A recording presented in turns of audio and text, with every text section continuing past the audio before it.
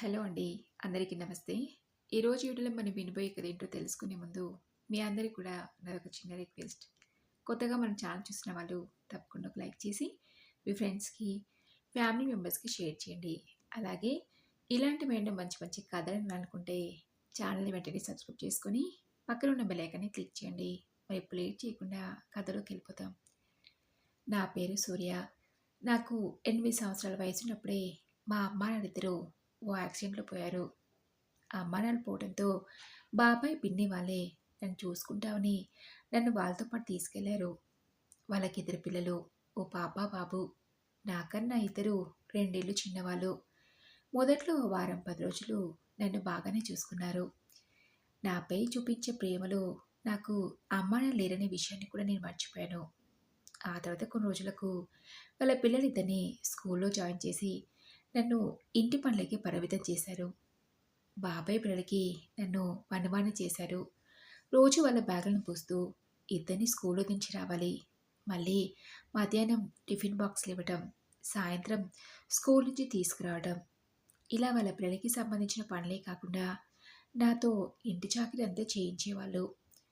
రోజు బాబాయ్ పిల్లల్ని స్కూల్లో దించడానికి వెళ్ళి అక్కడ పిల్లల్ని చూస్తే నాకు చాలా బాధ అనిపించేది.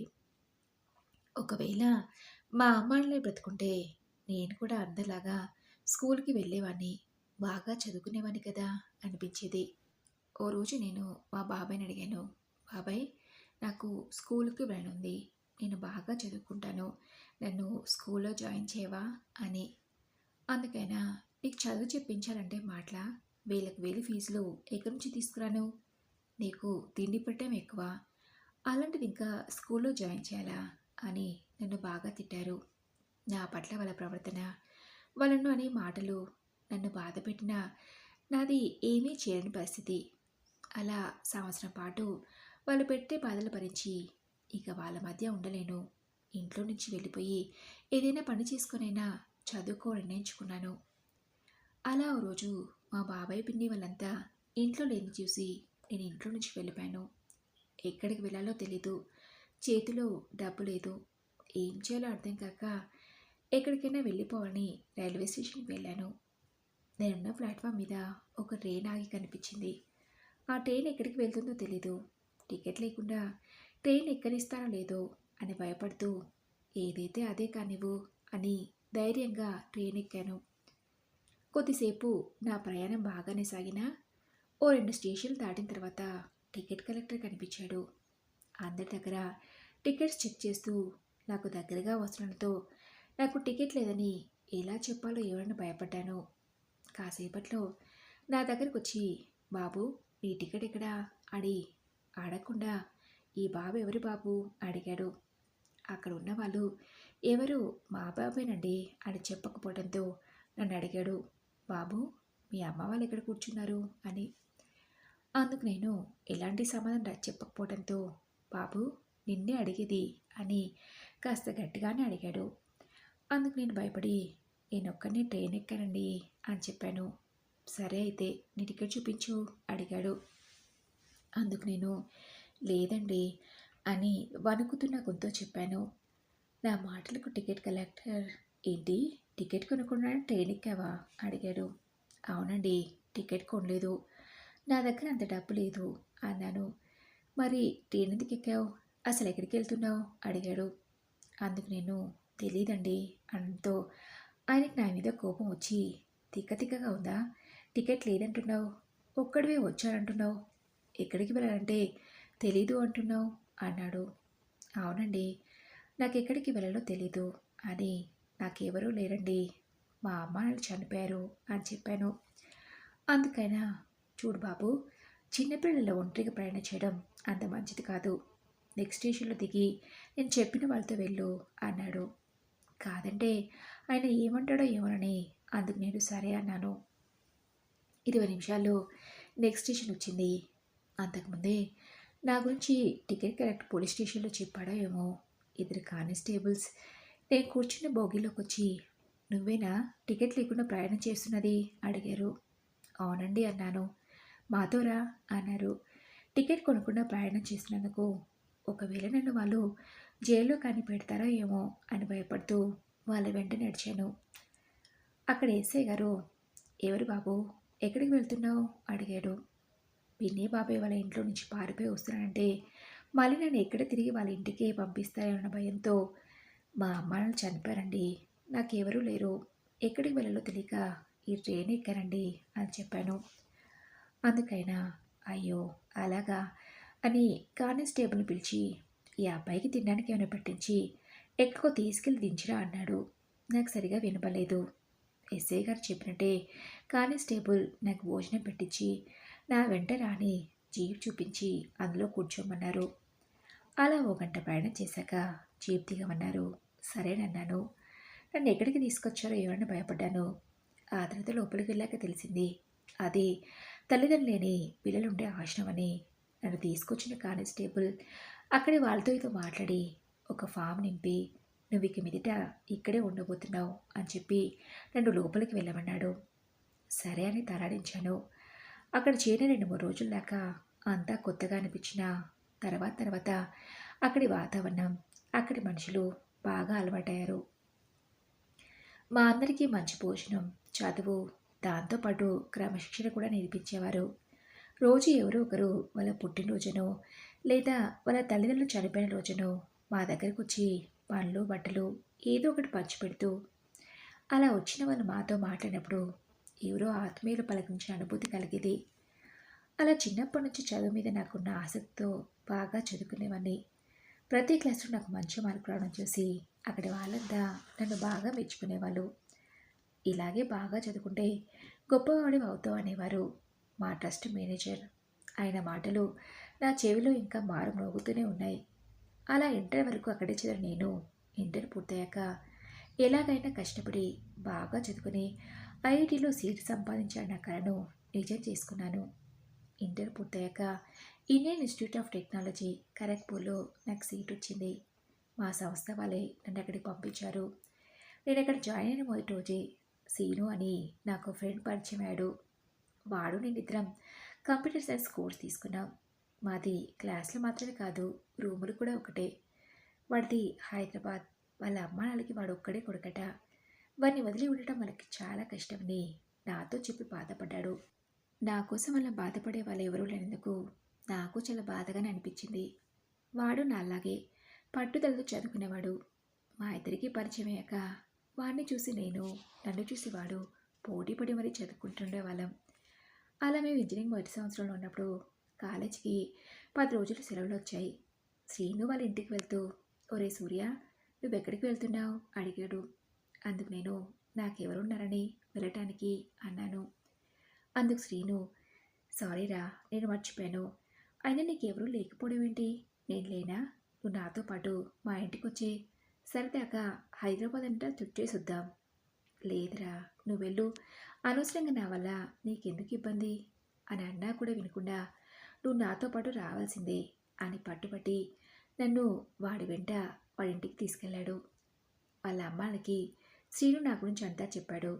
అందుకు శ్రీను వాళ్ళ అమ్మానాళ్ళు, ఇక నుంచి నీకెవరూ లేని బాధపడకు సూర్య, ఎప్పుడు కావాలంటే అప్పుడు నువ్వు మా ఇంటికి రావచ్చు. నువ్వు మా శ్రీను ఫ్రెండ్ అంటే మాకు వాడెంతో, నువ్వు అంతే. ప్రతి సెలవులకి శ్రీనుతో పాటు నువ్వు మా ఇంటికే రావాలి అన్నారు. ఆ అమ్మానాల తర్వాత మొదటిసారి వాళ్ళనంత ఆప్యాయంగా ప్రేమగా చూసుకునేసరికి వాళ్ళు నాకు చాలా దగ్గర వాళ్ళు అన్న భావన ఏర్పడింది.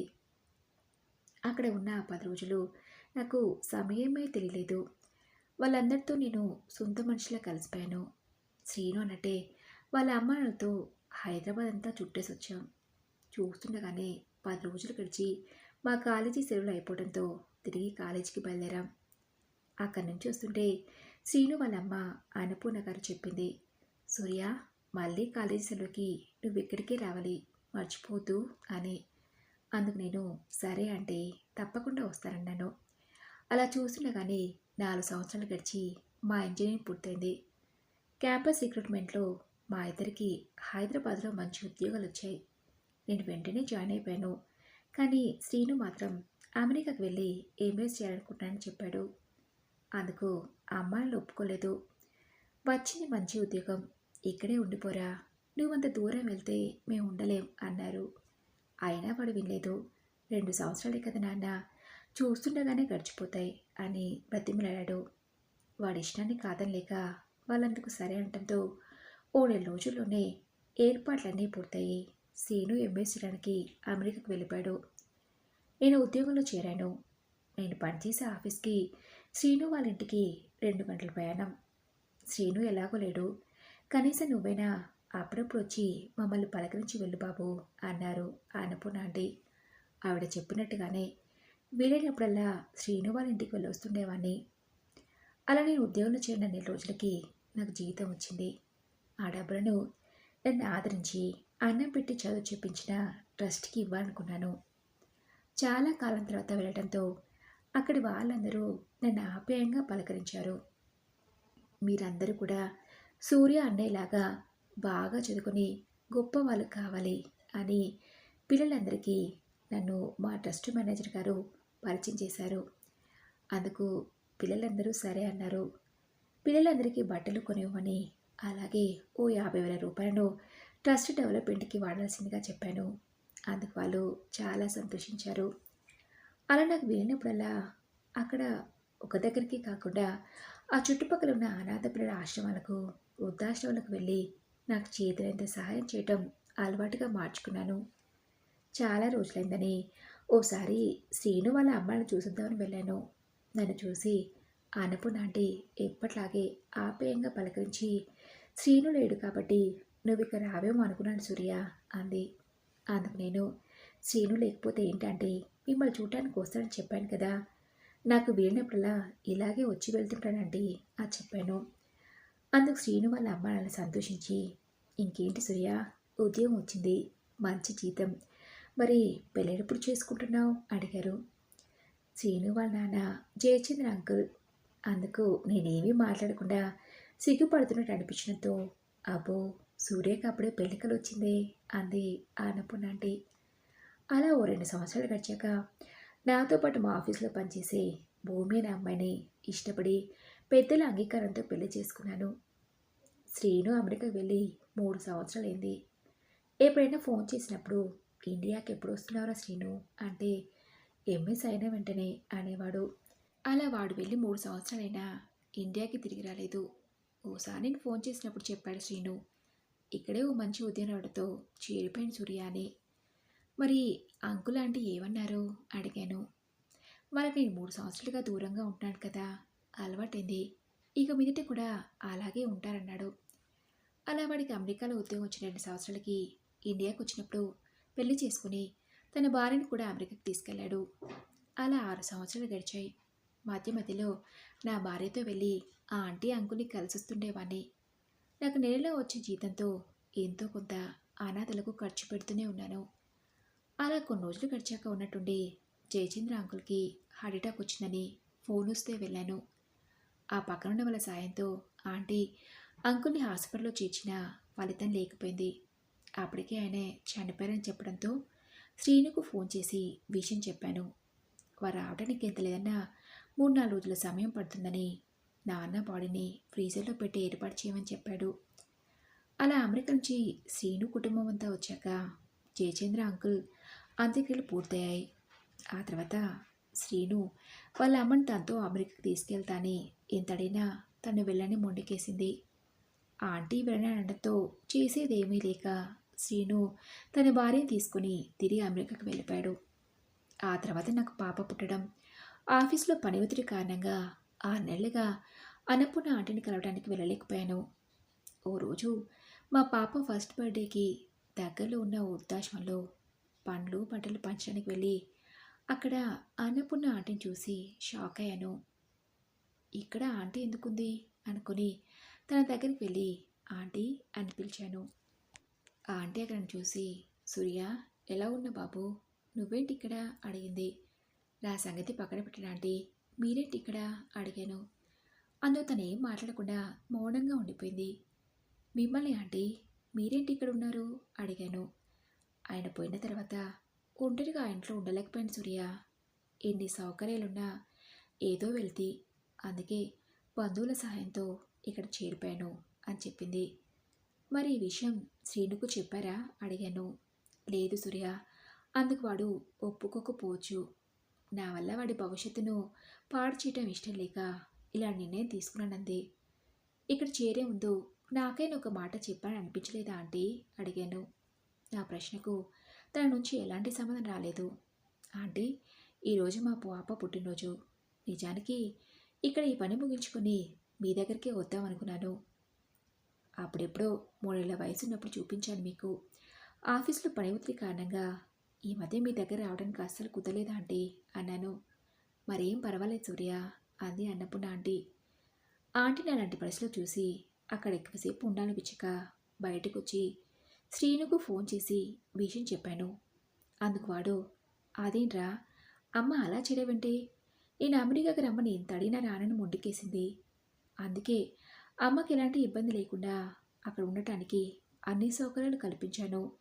నీకు చెప్పాను కదా, నేను అమెరికాకు బయలుదేరే ముందు కనీసం నేను ఫోన్ చేసినప్పుడైనా అమ్మ నేను మన ఇంట్లో ఉండటం లేదని నాకెందుకు చెప్పలేదు అన్నాడు శ్రీను. వాడి మాటలకు ఇన్ని సౌకర్యాలు కల్పిస్తే మాత్రం ఏం లాభం? కడపన పుట్టిన కొడుకు ఈ వయసులో దగ్గరనే బాధ ముందు అవన్నీ ఉండి ఏం లాభం? నీకు తెలుసు కదరా, ఆంటీ మొదటి నుంచి నీకు దూరంగా ఉండలేదని. ఆ ఆంటీ కోసం ఇండియాకి రాలేవా అడిగాను. అందుకు వాడు, ఎలా కుదురుతుందిరా సూర్య, ఇన్నేళ్లుగా ఇక్కడే ఉంటున్నవాడిని, పైగా మంచి ఉద్యోగం, వాటన్నింటి వదిలి ఎలా రాగలను అన్నాడు. అవన్నీ కన్నతల్లి కంటే ఎక్కువనా అడిగాను. అందుకు వారి నుంచి ఎలాంటి సమాధానం రాలేదు. సరే, ఆంటీని ఇలాంటి పరిస్థితులు చూసి నేను తట్టుకోలేకపోతున్నాడు శ్రీను. ఎలాగైనా ఆంటీని ఒప్పించి మా ఇంటికి తీసుకెళ్తాను. ఇందులో నీకేమీ అభ్యంతరం లేదు కదా అడిగాను. అందుకు శ్రీను కాసేపు మౌనం పాటించి, నీకెందుకురా ఇబ్బంది, అయినా అమ్మని దగ్గరికి వస్తుందనే నమ్మకం నాకు లేదు అన్నాడు. ఇందులో నాకు వచ్చిన ఇబ్బంది ఏమీ లేదు. అమ్మ నన్ను మొదటిసారి అమ్మలా ఆప్యాయంగా పలకరించినప్పుడే తనని నా తల్లిలానే భావించాను. నీకు ఒకవేళ అభ్యంతరం ఉంటే చెప్పు అన్నాను.